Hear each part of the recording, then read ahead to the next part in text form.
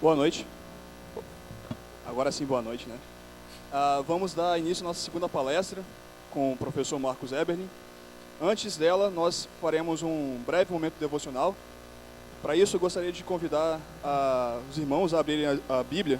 Vamos ler o Salmo 19, dos versículos 1 ao 6, e faremos isso em uma só voz.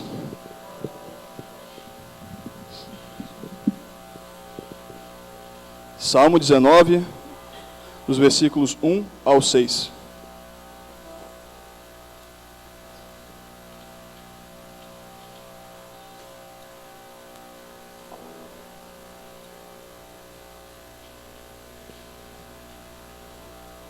Vamos juntos? Os céus proclamam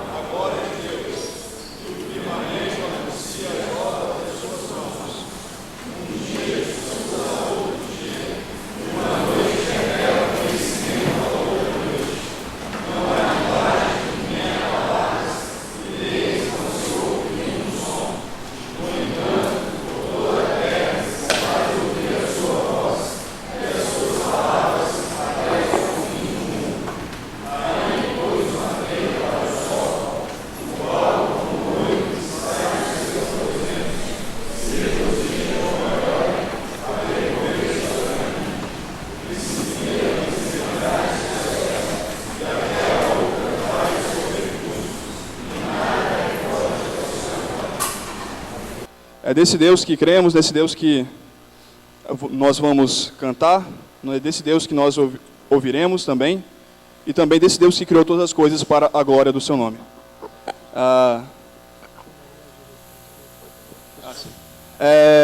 Quem está no meu lado direito, pedir por gentileza a vir para os bancos do meu lado esquerdo, porque temos vários lugares vazios e a intenção é posicionar nesse lado. Quem puder, por favor, e também quem puder que está mais atrás chegar à frente, para ficarmos mais perto, por favor.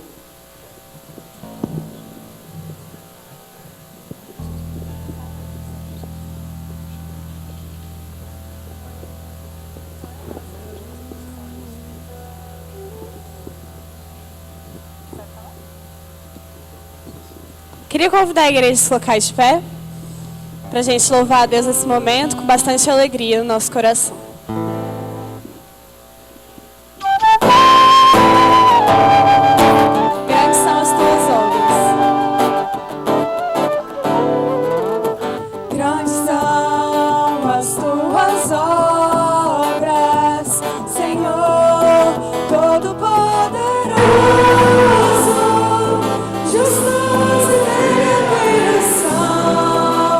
Os teus caminhos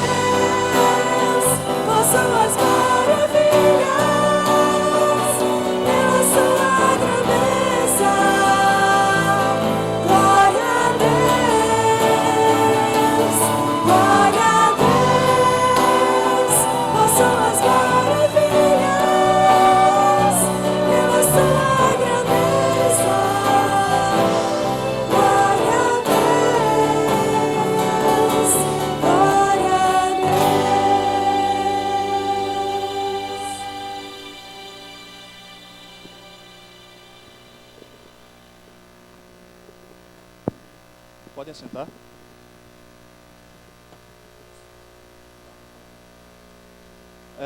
Antes de iniciar a palestra, só um aviso. A gente vai estar passando uma lista de presença, aí pedir para os irmãos irem assinando, porque ao final da palestra nós iremos sortear 2 livros. Então, fique até o final, nós vamos passar a lista, preencham e, se assim Deus quiser, você pode ganhar o livro. Queria chamar então o nosso preletor, Dr. Marcos. Só apresentá-lo novamente para quem não veio na primeira palestra. Dr. Marcos Nogueira Eberlin é professor e pesquisador da Universidade Presbiteriana Mackenzie. Coordena o Discovery Mackenzie, Núcleo Mackenzie de Pesquisas em Ciência, Fé e Sociedade, e o MacMass, Laboratório Mackenzie de Espectrometria de Massas. Com cerca de 1000 artigos publicados, é defensor da teoria do design inteligente, bem como autor dos livros Fomos Planejados, a maior descoberta científica de todos os tempos, e Foresight, How the Chemistry of Life Reveals Planning and Purpose. Para esse momento, queria chamar o nosso presbítero Felipe, orar pelo doutor.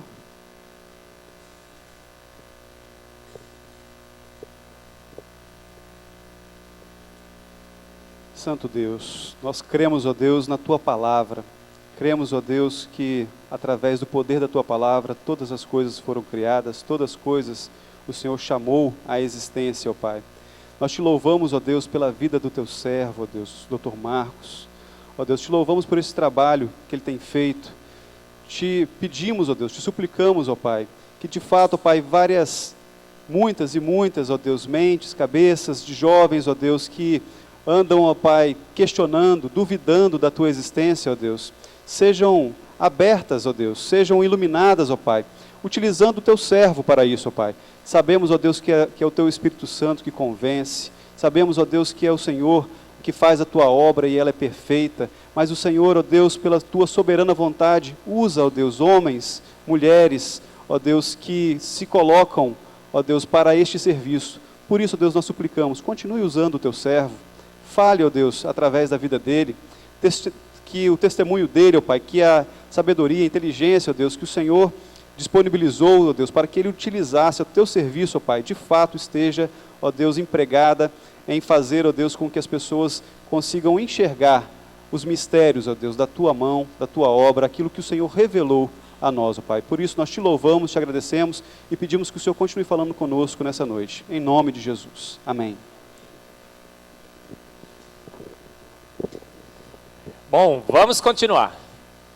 Há muito o que ser dito e as evidências realmente são inúmeras. A gente está afogado e atolado em evidências. Acho que uma mente inteligente, com propósito, determinação, pelo poder, provavelmente, da sua palavra, fez o universo e fez a vida. E esse embate, esse debate já chegou na academia.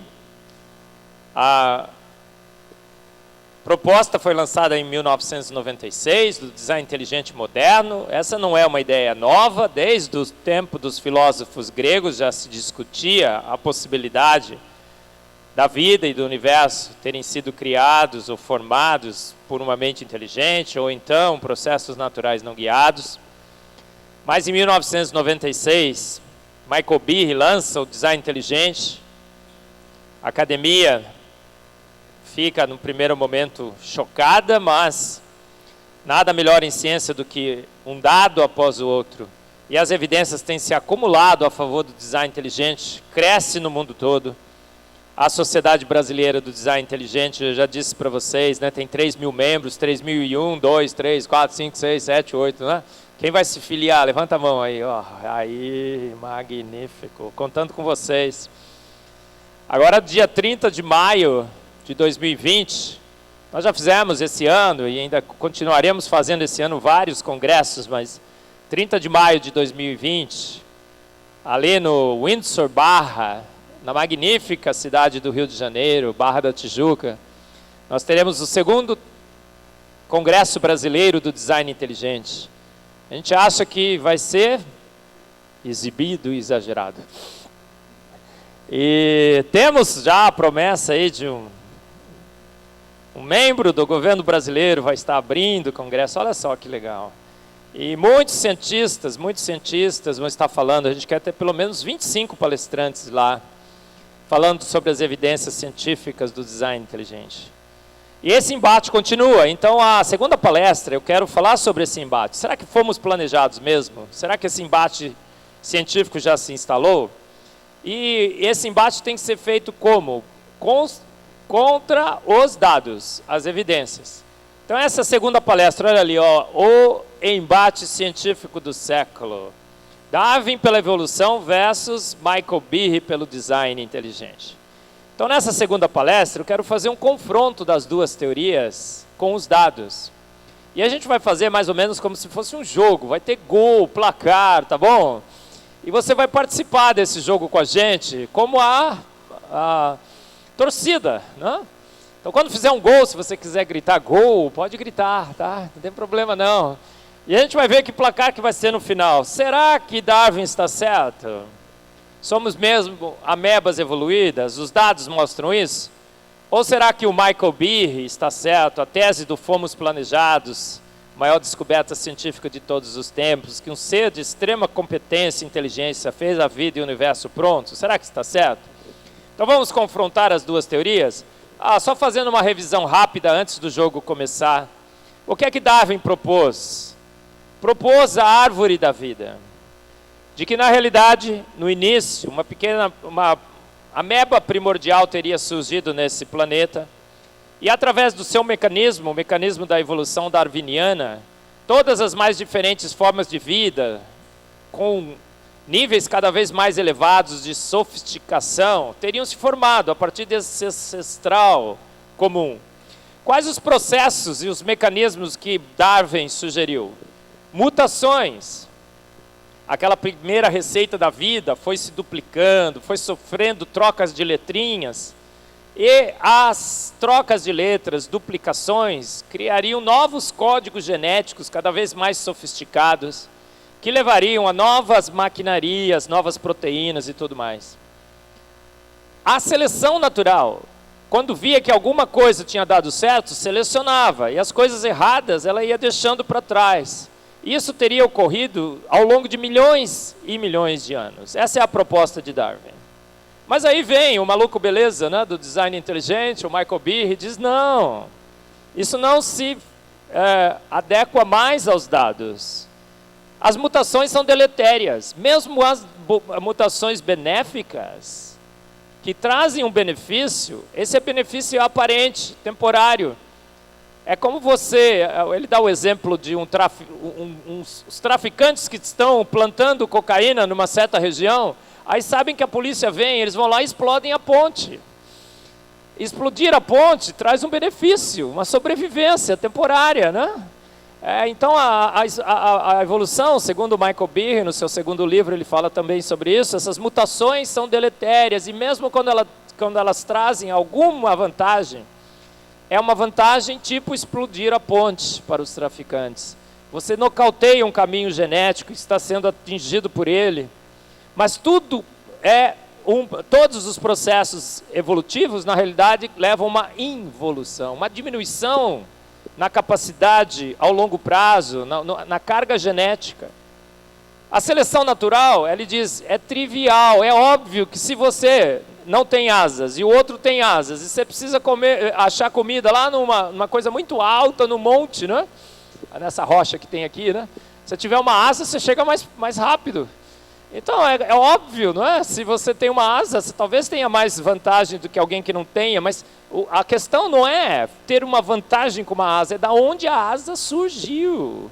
E a única forma seriam essas mutações, que não criam asas, Então, a seleção natural poderia explicar o survival of the fittest, mas não o arrival of the fittest. Explicaria a sobrevivência do mais apto, mas não o surgimento desse mais apto. Como é que o mais apto surgiu? Em milhões e milhões de anos, Michael Behe também diz, o tempo é o grande inimigo da vida. Não dá para ficar milhões e milhões de anos esperando uma solução de um problema mortal surgir, o problema está lá. Passado o tempo, você vai morrer com aquele problema. Você não pode esperar milhões e milhões de anos. Então, refutando as teses de Darwin. E apresentando, por outro lado, sinais claros, assinaturas de uma mente inteligente. Então, essa é a teoria do design inteligente, que coloca as duas opções sobre a mesa. Evolução darwiniana, uma causa inteligente que fez a vida e a fez pronta sobre a mesa, confronta contra os dados e conclui pelo design inteligente. Quais são as características da vida que o design inteligente investiga e usa na sua análise? A vida é complexa, irredutivelmente complexa. Uma complexidade que não se pode reduzir. O primeiro parâmetro, o primeiro pilar da teoria do design inteligente. O segundo é baseado em informação arbitrária. As 4 letras do código genético, Agnaldo Timóteo e Gal Costa. Lembra, né? A TGC. Agora, quem diz que CTA igual a valina é uma correlação totalmente arbitrária, não baseada em leis, em forças? Alguém foi lá e decidiu pela codificação da vida. A antevidência genial, que eu vou falar um pouco sobre isso. Sobre a complexidade redutível, o Michael Behe falou assim, pense numa ratoeira.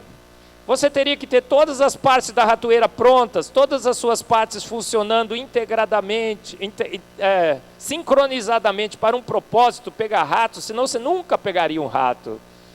Não dá para esperar que isso evolua, ou não dá também, como Miller uma vez propôs, pegar partes de outros sistemas e montar uma ratoeira, porque a mola não foi feita para a ratoeira, o gancho não foi feito para a ratoeira. Eu brinco, né? Para emprestar partes para formar uma ratoeira de outros sistemas, você teria que ser quem? O MacGyver. Só que a vida não tem o MacGyver para pôr essas peças lá. E ele diz, olha, a complexidade redutível se vê claramente na vida, como no flagelo bacteriano. O motor do flagelo bacteriano, como vocês estão vendo ali, composto de 48 complexos proteicos. Ele roda 100 mil RPMs esse motor. Ele quebra e se conserta em funcionamento. Tem sistemas multiflagelares, turbinados. E se você tira qualquer uma dessas partes, o motor simplesmente para de funcionar. E a vida não é só irredutivelmente complexa em um dos seus componentes, mas toda a maquinaria da vida é essencial. Você precisa de ATP sintase, você precisa dos robozinhos, você precisa dos ribossomos, tudo funcionando desde o início. A vida foi feita pronta por um ser de extrema competência que colocou um arranjo proposital, intencional de partes, essas partes para funcionar desde o início. A informação arbitrária, como eu falei para você, esse livro do Signature in the Cell, é do Stephen Meyer, a gente está traduzindo também pela editora Mackenzie, no ano que vem vai ser lançado. Como que o DNA e a sua informação arbitrária testifica a favor do design inteligente? As 4 letrinhas ali, né? Eu tenho uma palestra inteirinha sobre DNA, é incrível, o DNA é fantástico, assinaturas e mais assinaturas. Olha as 4 letrinhas, né? Como é que elas se combinam? Uma pequena com uma grande, por quê? Porque você tem 25 angstroms. Se você põe 2 pequenas, elas não se tocam, se você põe 2 grandes, não tem espaço. Incrível, não? Uma restrição espacial. Um critério de seletividade espacial. 3 ligações, 2 ligações de hidrogênio, outro critério. É fantástico. Os ribossomos fazem a leitura e a tradução de 2 línguas.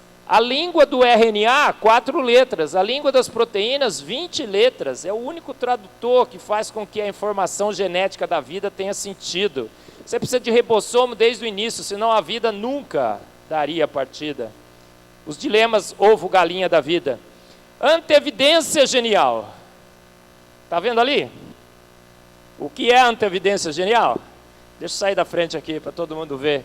Olha lá, um ratinho olhando uma ratoeira.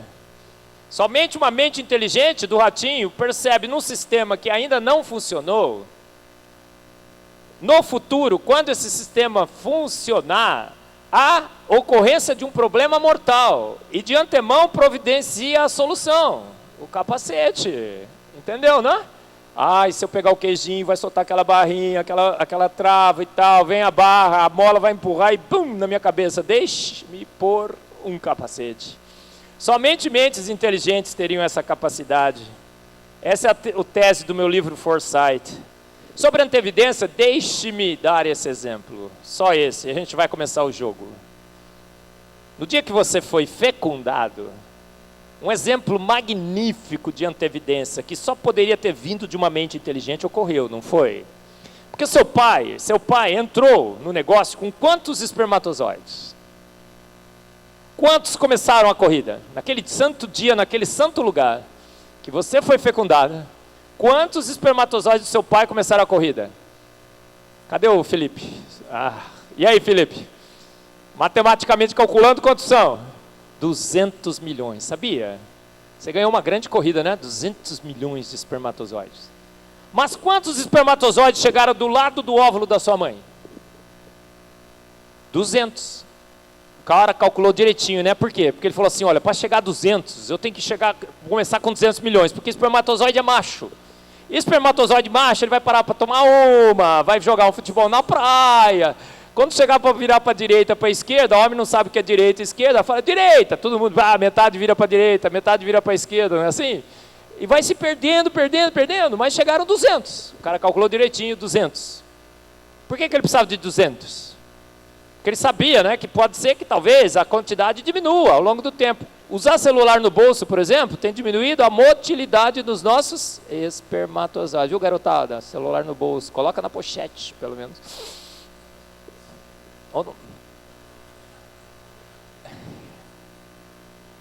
E aí, no dia que você foi fecundado, você correu um grande risco, sabia? Porque dos 200 espermatozoides que chegaram do lado do óvulo, a sua mãe só mandou um óvulo, por quê? A mulher, né, fêmea, é eficiente, um só já dá, não precisa de 200 milhões. Mandou um só, mas 200 espermatozoides estavam do lado do óvulo da sua mãe, você correu um grande perigo, por quê? Porque se 2 espermatozoides do seu pai tivessem perfurado o óvulo da sua mãe, você estaria sentado aí do lado do seu irmão gêmeo? Não, é polispermia. O gêmeo é outra coisa, né? 2 óvulos, divisão. Se tivesse acontecido a polispermia, o que teria acontecido? Sua mãe teria morrido de um tumor. E você? Você seria esse tumor. Matou sua mãe. Mas, num ato de extrema evidência, o cara que planejou a vida falou assim, olha, eu preciso mandar 200 milhões, vão chegar a 200. Eu não posso mandar menos, porque vão usar celular no bolso, tal, calculou. Eu não posso mandar muito também, porque é muito. Calculou direitinho, matematicamente. Mas, não pode perfurar 2. O que acontece, gente? A partir do momento que o primeiro espermatozoide perfurou o óvulo da sua mãe, aconteceu um mecanismo magnífico. Que magnífico mecanismo foi esse? Deixa eu tomar aquela água milagrosa.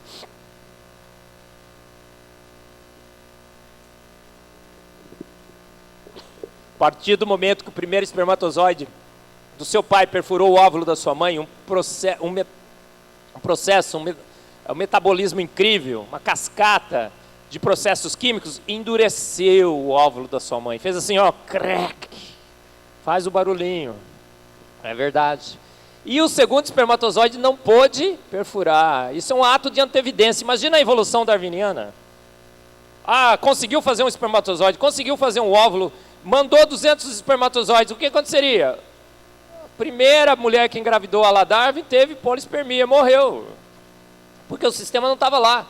O problema teria que ocorrer para a evolução encontrar uma solução, mas o problema ocorrendo seria extinção na certa. Então tem que ser previsto.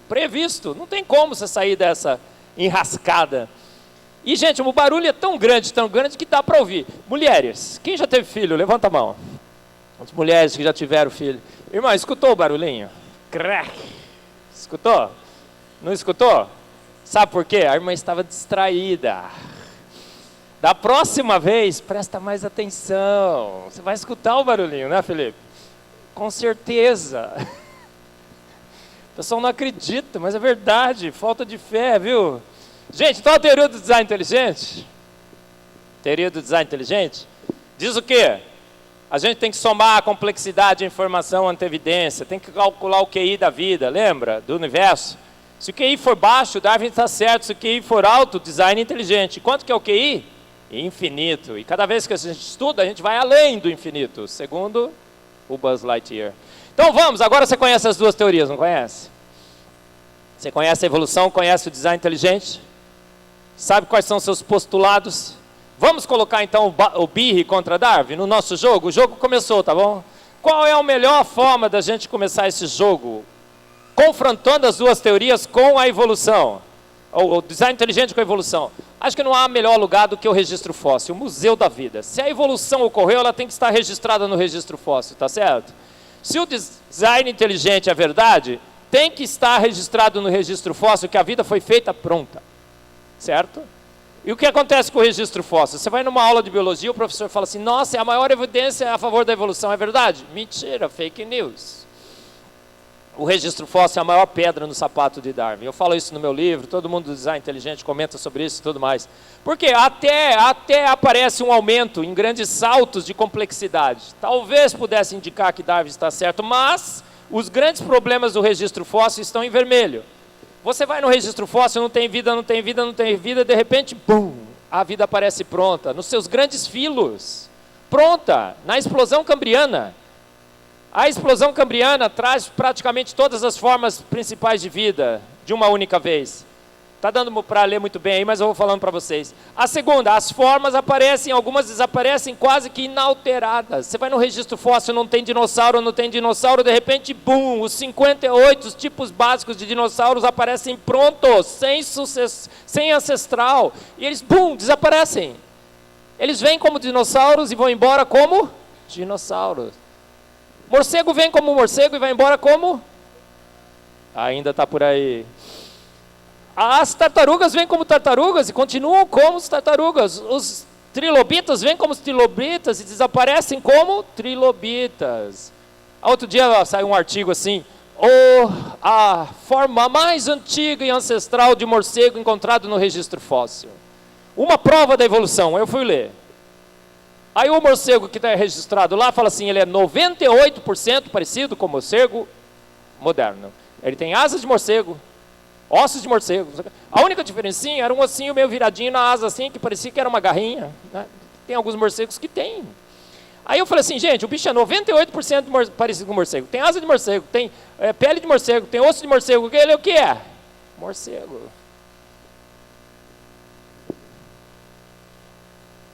Inexistência de mudanças direcionais fixas. Redução. A vida está ficando menos complexa, você sabia disso? A gente está perdendo um monte de coisa por extinção. As formas que estão ficando estão se diversificando, tudo bem. Canino está dando raposa, lobo, coiote, tudo bem, felino. Mas as formas básicas de vida estão diminuindo. A gente não tem mais dinossauro, não tem mais mamute, não tem mais trilobita, um monte de coisa. Dinossauro é uma pena, né, gente? Para com isso. Perder dinossauro, né? Já pensou que legal? Amanhã eu vou falar sobre dinossauros, né? Eu nem vou dizer aonde, né? Porque a gente não pode fazer propaganda de uma igreja na outra, não pode? Tá bom. Mata da praia. Falar sobre os dinossauros, Arca de Noé. Será que o dinossauro estava na arca ou não? A gente vai falar. Mas tudo bem. Gente, dizem que se a gente ficar muito tempo nesse planeta, só vai sobrar barata. E as mulheres ficam desesperadas. Nossa, um mundo cheio de baratas. Mas fiquem tranquilas, irmãs, porque quando só sobrar barata, já não está mais você aqui, entendeu? Só sobrou barata, você já está extinta. Tranquilo, né? As mulheres olham... Gente, a explosão cambriana, sabe quanto tempo que ela demorou? Se você pensar que toda a vida do planeta, que se acredita que existiu, reduzir em 24 horas, a explosão cambriana tem 2 minutos. Então o tempo, que é o grande santo na evolução, fica sem tempo para fazer os seus milagres. É um piscar de olhos, são 6 milhões, 10 milhões de anos, às vezes falam 15 milhões, mas é um piscar de olhos. Todos os diferentes tipos básicos de vida aparecem no registro fóssil na explosão cambriana. Antes do cambriano não tem, no cambriano, bum, aparece todo mundo. Pode? Não pode. As libélulas. Você vai no registro fóssil, não tem libélula, não tem libélula, não tem libélula, não tem libélula, de repente, bum, aparece a libélula, pronta. E libélula é um bicho fantástico, não é? Ela enxerga 360 graus, ela tem 2 pares de asas que ela movimenta independentemente, mas sincronizadamente. Então, libélula faz qualquer tipo de acrobacia aérea. Então, ela faz assim, ó, tsum, tsum, tsum, tsum, tsum. Já tentou pegar uma? Já, né? Conseguiu? Provavelmente não. E aí ela aparece pronta no registro fóssil, e sabe com que comprimento? Com quase 1 metro de comprimento. A única coisa que aconteceu com a libélula na história da vida nesse planeta, segundo o registro fóssil, é que a libélula tinha 1 metro e encolheu. Parece que a nossa atmosfera tem menos oxigênio. Tinha mais antes do dilúvio. Aí outro dia eu estava assistindo um documentário no Discovery, porque eu não assisto TV, né? Não sei se você assiste, mas não assisto mais. Assisto o YouTube, tem uns programas legais. Mas esse dia eu estava lá para libélula, vou assistir. Falaram assim, olha como que a evolução criou um bicho magnífico, com olhos de 360 graus, asas e tudo mais. O acasalamento da libélula é uma coisa magnífica, incrível. Se você quiser assistir, assista. E aí eles falaram assim, sabe, mas quando a gente vai no registro fóssil, a libélula parece pronta. Eu falei, parece mesmo. Como é que você está falando que é evolução? Aí ele falou assim, sabe por que a evolução não mexeu na libélula ao longo dos milhões e milhões de anos que ela existe nesse planeta? Eu falei, quero saber sim, fala aí. Falei assim, depois dos comerciais. Aí eles ficaram com essa história de depois do comercial, na parte 1, 2, 3, 4 do programa, para te prender até o fim. Aí chegou no último minutinho do programa, eles falaram, por que a evolução não mexeu na libélula ao longo dos milhões e milhões de anos? Um documentário evolucionista. Ele disse, não mexeu, porque a evolução fez a libélula pronta, no ápice da sua tecnologia e sofisticação. Então não precisou mexer mais. Pode, gente, um processo acéfalo, despropositado, acidentado, criar um bicho de altíssima... Isso é design inteligente, isso não é evolução. Foi a explicação que deram. Gente, os dinossauros não têm ancestral. As tartarugas, gente, com aquele casco magnífico. Outro dia eu passei em cima de uma tartaruga, né? Sempre conto essa história. O que aconteceu? Quase quebrou o carro, o amortecedor. A tartaruga continua andando, numa boa. Agora, deveria então existir uma tartaruga com um casquinho mais, né, tabajara, né? Lembra das organizações tabajara, né? A molecada não conhece mais. Mas não tem, a tartaruga aparece como tartaruga no registro fóssil e tudo mais. Gente, então, quanto está o placar? Gol! Você não vai gritar o gol aí, gente? Vamos lá, vai. Gol! Birri 1, Darwin 0. Registro fóssil é uma grande evidência de design inteligente. Tudo que você deveria esperar para a evolução, você não encontra lá. As formas transicionais, as coisas aparecem prontas, vão embora prontas. Formas magníficas de vida aparecem prontas. O morcego, né? Outro dia eu estava num debate, o pessoal, não, professor, tem um monte de artigos sobre a evolução do morcego. Eu falei, tem, eu já li todos. Eles descrevem morcegos. Tartarugas, tartarugas. É um dos grandes problemas da evolução. Se Darwin estava certo, está certo, nós deveríamos ser ferros velhos ambulantes. Deveríamos ter órgãos vestigiais e bad designs. A lista de órgãos vestigiais já chegou a 200. Hoje ela está reduzida a praticamente 0. Darwin olhou o apêndice e falou, isso é um órgão vestigial que está perdendo função. Tem gente que está cortando o apêndice, tirando o apêndice para não ter apendicite à luz da evolução. Quem é que tirou as amígdalas aqui? Levanta a mão. Vai no Procon, irmão. Propaganda enganosa. No meu tempo, a minha mãe, meu amigo operou a amígdala e falou assim, sabe, eu vou ficar 1 ano chupando sorvete. Eu falei, nossa, que legal. Não era assim? Aí eu fui para minha mãe e falei, mãe, eu quero operar as amígdalas. Aí a minha mãe falou assim, filho, nós somos pobres. Olha como ser pobre é uma benção. Eu não tenho dinheiro para pagar, filho. Isso daí não... Foi essa a explicação que ela me deu. Aí eu fiquei triste que eu não chupei sorvete. Hoje eu agradeço a Deus porque nós éramos pobres. Porque a amígdala é uma grande barreira de proteção contra a invasão de bactérias. Quase ninguém mais opera a amígdala hoje, né? Só em casos extremos. E Darwin disse, olha aqui, o apêndice é vestigial. É vestigial, gente? Caiu fora da lista. Por quê? Porque descobrimos 2 funções para o apêndice. Faz parte do nosso sistema imunológico e tem uma grande função, muito legal. Às vezes você vai comer em algum lugar, come uma coisa meio estragada, não come? Aí já chega em casa e, nossa, está se sentindo mal, né? O que é que você tem? Uma benção. A santa diarreia. Não é verdade? A diarreia é uma benção, irmão, é uma lavagem a jato. Faz assim, ó, chua. Aí mais um chuá, chuá, chuá, 3 chuás você já está bom. Não é? E aí você está pronto para outra. Mas nessa lavagem a jato, lava jato, nessa lava jato, entendeu, né? As bactérias do bem vão junto, porque você tem uma flora intestinal que te ajuda na sua digestão. Mas o que acontece com as bactérias do bem na lava jato? Elas ficam escondidinhas aqui, ó, no apêndice. Por que ele é entortadinho? Para que o lava-jato não pegue. A lava-jato não pega, entendeu? E aí elas ficam escondidinhas aqui, ó. É dobradinho como um dedo assim, né? E aí fica o cara lá na porta, fica assim, gente, passou o primeiro chuá, chuá. Passou o segundo, chuá. Agora já ficou bem um chuazinho. Ó, não tem mais chuá, gente, pode sair, pode sair. Elas saem, repovoam a flora intestinal do seu intestino. Incrível, né? Então é um órgão vestigial? Absolutamente não. Por que a gente está tendo apendicite? Eu pus no meu livro Foresight um artigo novo que saiu dizendo o seguinte: a apendicite é um mal moderno. Só os países civilizados têm apendicite. Você vai para a Índia, China, alguns lugares no Brasil, apendicite é muito raro. Aí sabe qual é a tese? Que talvez a gente está tendo cuidado demais, lava a mão, pasteurizado, né, alquinho, gel e tal, tantos cuidados. Então, gente, a próxima vez que você tiver uma diarreia, você fala, graças te dou, Senhor, pela minha diarreia. Porque estou perdendo a bactéria do bem, mas elas estão escondidinhas lá no meu apêndice. E agora, Senhor, já passou, estou vendo que está repovoando, estou pronta para outra. E, ao mesmo tempo, exercitei o meu apêndice. Talvez pouca incidência de diarreia está causando apendicite. Então, gol! Mas, poxa, essa plateia aqui está meio desanimada, né? Gente, gol! Vai um gol do Flamengo, vai. Gol! Vasco! Gol! Diz que aqui o pessoal de Vitória é Flamengo e Vasco, é verdade? É. Gente, o cóccix, disseram que é um vestígio da sua cauda, né, que você tinha com o seu ancestral símio comum, os chimpanzés, né, seu parente.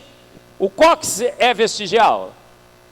Hoje nós descobrimos que o cóccix é um osso de extrema importância. Se você fraturar o cóccix, tem gente que fratura o cóccix e não consegue levantar. Por quê? Porque ele sustenta uma quantidade muito grande de músculos. Muito, muito importante. E se você olhar com cuidado, você vai perceber o mais importante. Percebeu?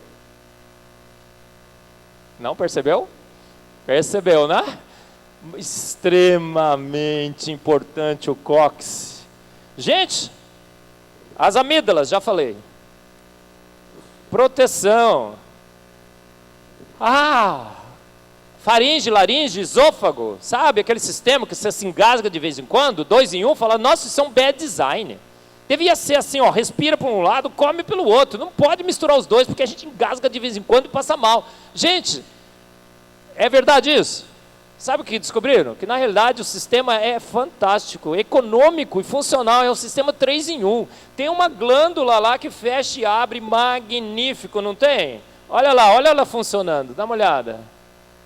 Gente, aí descobriram o seguinte, que se fosse um sistema, cada um para respirar outro, sabe o que aconteceria? O seu pescoço seria 2 vezes mais grosso, e seu nariz 3 vezes maior. Quem quer trocar de sistema? Levanta a mão.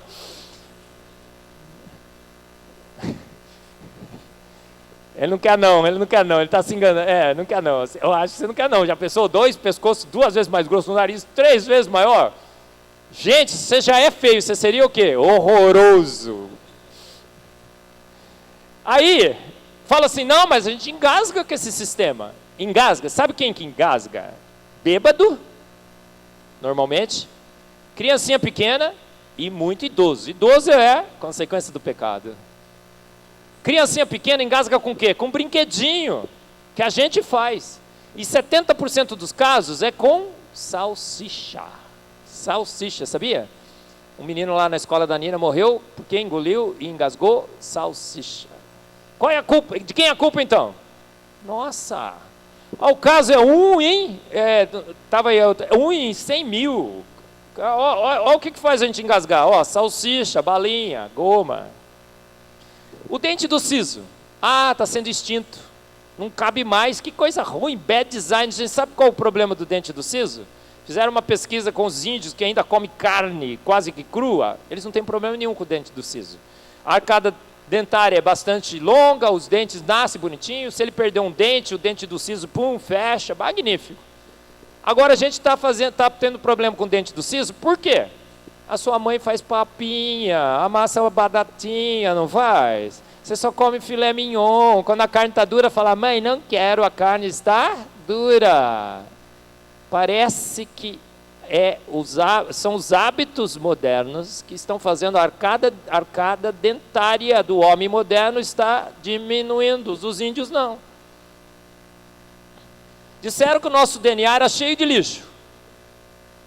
Por quê? Porque naquelas duplicações gênicas, naquelas mutações, muita coisa não deu certo, mas ficou lá entupindo o nosso DNA com lixo. Nós tínhamos 98% de lixo no nosso DNA, o DNA lixo. O projeto ENCODE genoma terminou, o que mostrou? O DNA é lixo? Não. Falaram assim, que programador colocaria lixo no seu DNA? Nenhum, né? Acho que não. Então, se tem lixo, ponto para Darwin. Se não tem lixo, ponto para Birre. O projeto terminou e mostrou o quê? O DNA é lixo? Tem lixo? Não, o que se acreditava ser lixo, hoje se descobriu que é meta-informação. É informação de como usar a informação, é um manual genético. O Jonathan Wells escreveu esse livro, O Mito do DNA Lixo. O Mito do DNA Lixo. Descobriram, então, que o DNA lixo não é lixo, é ouro puro. Então, quanto que está o placar, gente? 7-0. É que você perdeu a contagem. Quase 5-0, né? 5-0 seria legal também, né? Flamengo e Grêmio.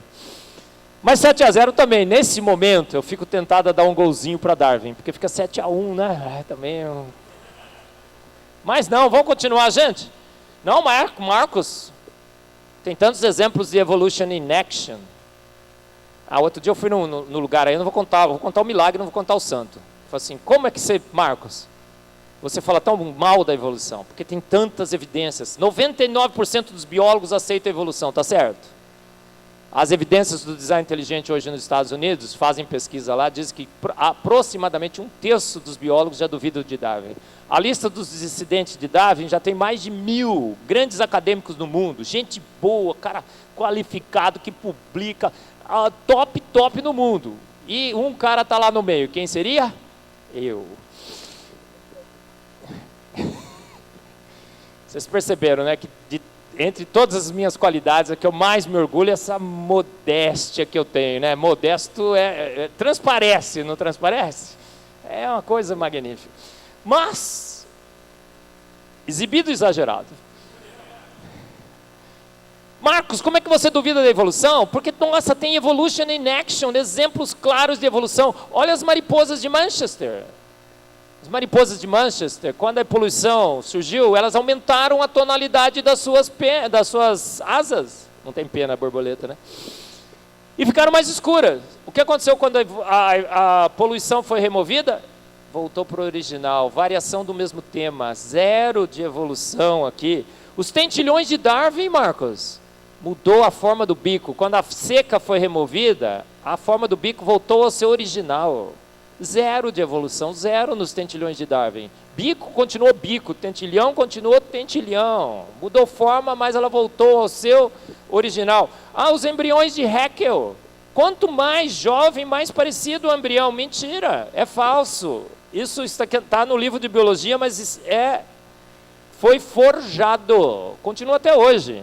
Os embriões mostram o quê? Quanto mais jovem, mais diferentes. Eles são muito diferentes, depois eles ficam um pouquinho igual, depois eles ficam bastante diferentes, nada a ver com a evolução. Marcos, o selacanto, esse peixe, foi dado como no seu tataravô, uma transição entre os peixes e os anfíbios. Então dá uma olhada e fala, oi, vovô. Oi, vovô. Segundo a evolução, é seu vô. E aí eles falaram assim, olha, a patinha mutante, a barbatana mutante que se transformou em patinha. Foram pescar e o que aconteceu? Acharam o selacanto intacto nadando nos mares. Tem vários exemplos de fósseis vivos. Está vendo ele lá? Aí uns blogs aí de vez em quando que eu participo, A evolucionista falou assim, Marcos, mas ele mudou muito. Falei, mudou. A cor, por exemplo. De verde amarelado, mudou para amarelo esverdeado. É o mesmo peixe, gente. Gente, você vai na árvore da vida, aí você vê o seguinte, a ecolocalização dos morcegos é idêntica à ecolocalização dos golfinhos. Tem vários exemplos disso na evolução. E golfinho, não dá para dizer que golfinho evoluiu para morcego, né? Nem vice-versa.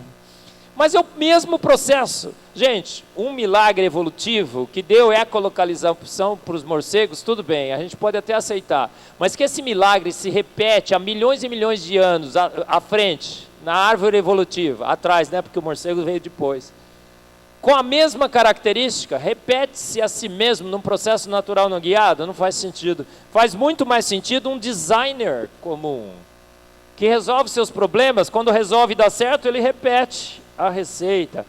Dino foi extinto há 60 milhões de anos atrás, certo? Errado. Os dados mais recentes mostram que isso está completamente errado. Mary Schwartzman, uma paleontóloga nos Estados Unidos, alguns anos atrás, tem toda a história na internet, você pode procurar e achar os dados. Ela mandou buscar um osso de T-Rex que tinha sido encontrado, e o rapaz foi com o helicóptero buscar. Eu sempre brinco, deve ter sido Manuel Joaquim, transportes de ossos terrestres, ossos de T-Rex aéreos, né?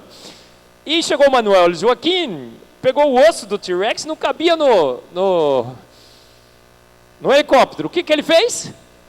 Aquela lógica portuguesa, né? Se não cabe, o que ele fez? Serrou o osso. Gente, é como mandar buscar uma Ferrari, a Ferrari não cabe no caminhão, serra ela no meio. Porque o osso de T-Rex é extremamente valioso. Ninguém nunca na história da humanidade teve a coragem de serrar. Ele serrou. Serrou e ficou famoso, porque às vezes a gente tem que serrar a Ferrari para ficar famoso, né? Chegou o osso na Mary Schwartzman, cheirava mal, tinha colágeno, tecido sanguíneo, proteínas intactas, células sanguíneas, proteínas intactas. Fizeram o proteoma do dinossauro. Os aminoácidos mais instáveis nas proteínas estavam intactos. Isso mostra o quê? Dinossauros foram extintos há poucos anos atrás. Centenas, talvez, não milhões, nem milhões. Material orgânico no solo, mesmo enterrado, no processo de fossilização, é sujeito a raios cósmicos que batem no nosso planeta, não tem como. Aí falaram, um grande conservante conservou, não pode. Tudo indica que eles foram extintos há poucos anos atrás. Chimpanzés são seus parentes? O que é que você acha? Tem alguma evidência disso? Eu discuto isso no Fomos Planejados. Nós somos 1% diferentes geneticamente, os dados mais recentes mostram diferenças que chegam a 44%, dependendo do método de comparação. O melhor que eu acho é 33%, é 1 bilhão de pares de bases. Haldane já calculou que no máximo nós poderíamos ter 2.000. Você precisaria de pelo menos 600 mil. O cálculo mais certo é 1 bilhão. Nós somos 80% diferentes em proteínas. 100% em pares de cromossomos. Eles têm 24, nós temos 23. Aquela fusão nunca ocorreu. Os dados mais recentes mostram que a fusão do 2A mais 2B é uma ilusão. É muito curta, a repetição se encontra em todo o cromossomo. Suor pelas peles, lembra que eu falei para vocês? O cromossomo Y dos chimpanzés é 100% diferente do cromossomo Y dos humanos. E a pior coisa, a fala e o raciocínio. É um mistério evolutivo. Em 6 milhões de anos, né, de repente, pum, a gente começa a falar e raciocinar. A fala e o raciocínio, quem ensinou a primeira criança a falar e tudo mais? Outro dia eu tive um congresso, um lugar bem chatinho, em Nice, na França, nas margens do Mediterrâneo. Olha, defender o design inteligente não é tão ruim assim. A gente ficou lá 5 dias só discutindo a evolução da fala e do raciocínio. Tinha evolucionistas e do design inteligente. A gente ganha de goleada nessa área. Não tem como você explicar evolutivamente isso. Bom, estou terminando. Darwin um dia escreveu isso, sobre os pavões. Ele escreveu assim, olha, eu me lembro bem do tempo em que só pensar na estrutura de um olho me dava calafrios, mas eu superei isso.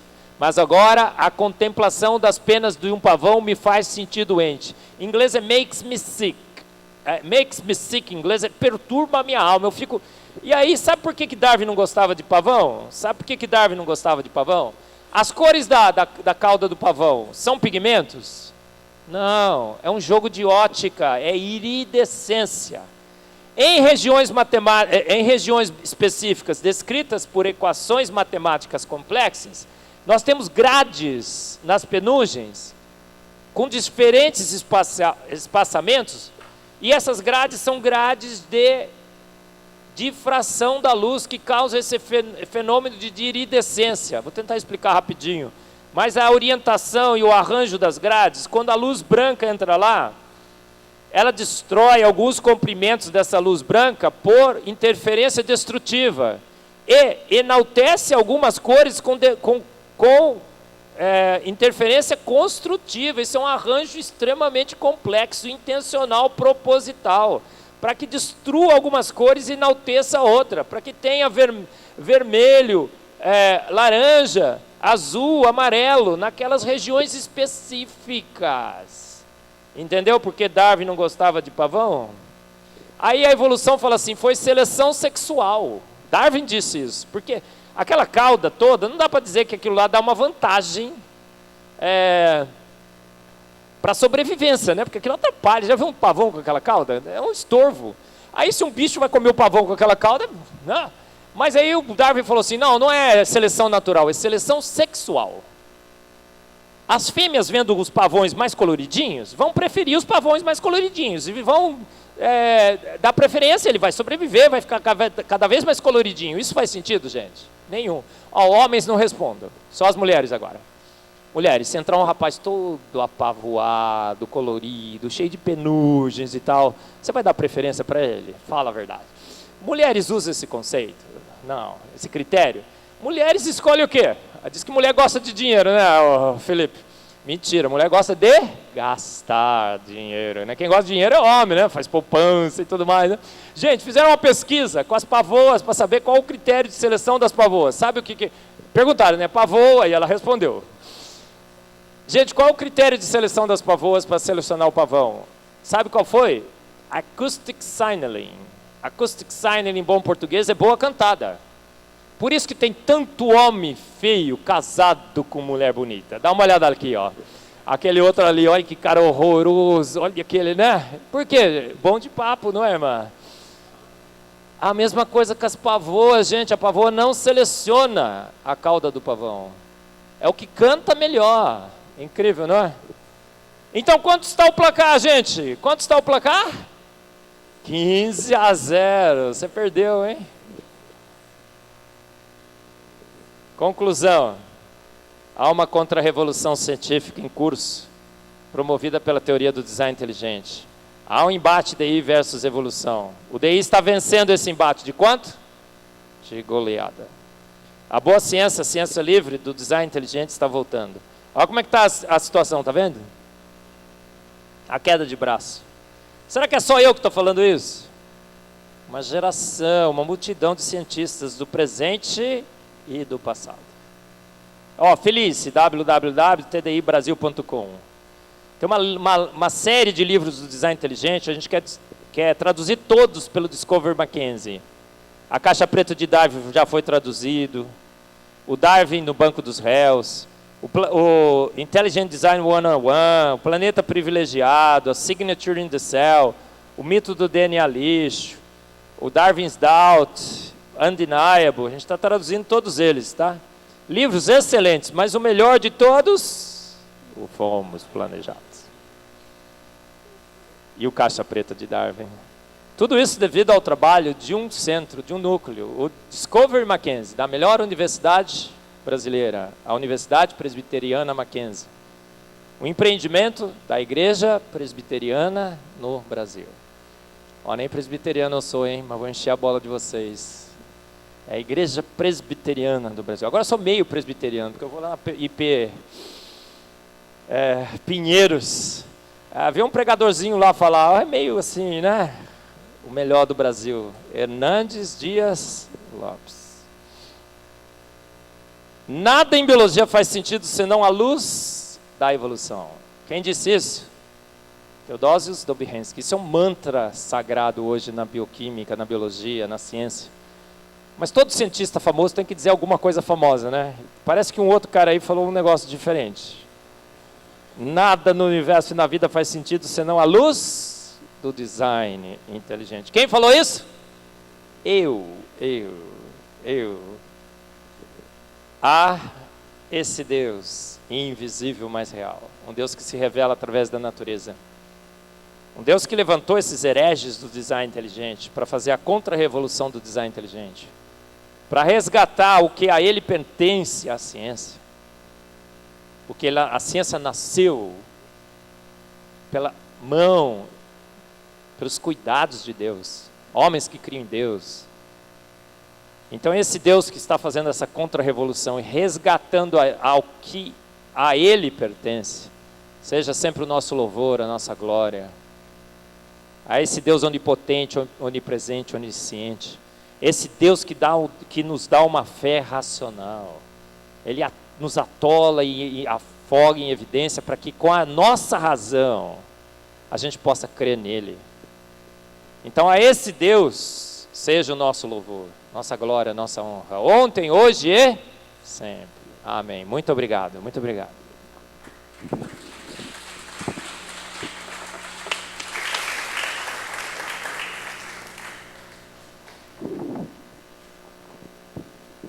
Professor Eberlin, primeiramente gostaria de agradecer por ter aceitado o convite nosso, estar aqui com a gente.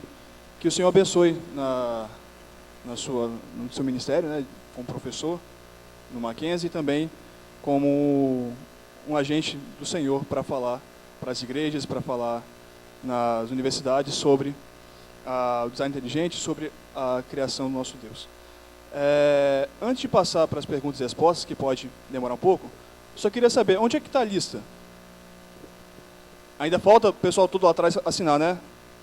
Tá, então, vamos para os avisos primeiro, depois passo para perguntas e respostas, e aí vamos fazer o sorteio, para quem ficar até o final. Vai ser o prêmio. Bruno, pode passar os avisos?